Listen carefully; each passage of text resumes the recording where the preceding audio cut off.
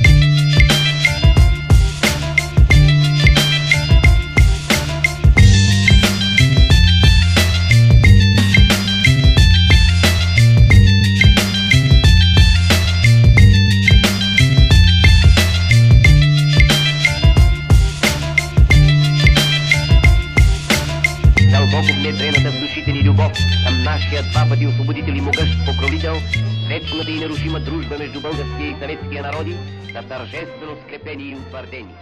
Ние вече не сме само кръвни братя, но и съюзници.